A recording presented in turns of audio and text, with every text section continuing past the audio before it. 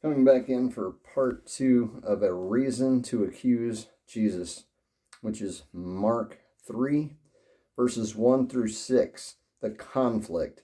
The Pharisees motivated by hatred and a desire to accuse Jesus.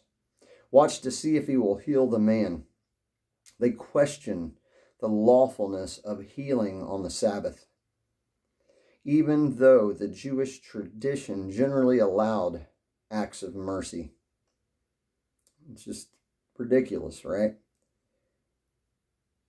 Anything, as we would see today, just nitpicking. It's Jesus' action.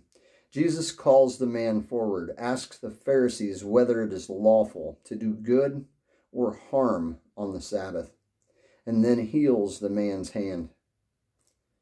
The outcome. The Pharisees are left speechless, and they, along with the Herodians, begin to plot how they can destroy Jesus. The passage shows the tension between Jesus' loving actions and the rigid religious establishment's opposition. The mindset behind that.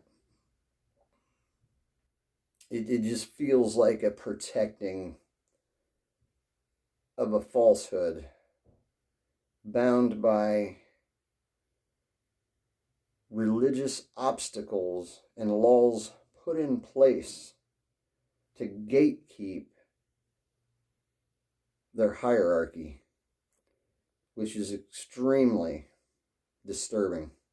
As we begin to get into a deeper dive, Mark 3:1, verses 1 through 6 describes Jesus' healing a man with a withered hand on the Sabbath, a deliberate act that challenged the rigid legalism of the Pharisees and established Jesus' authority as the Lord of the Sabbath.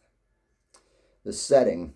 Jesus enters a synagogue where a man with a withered hand is present. The Pharisees watch Jesus closely, hoping he will heal the man so they can accuse him of breaking the Sabbath laws,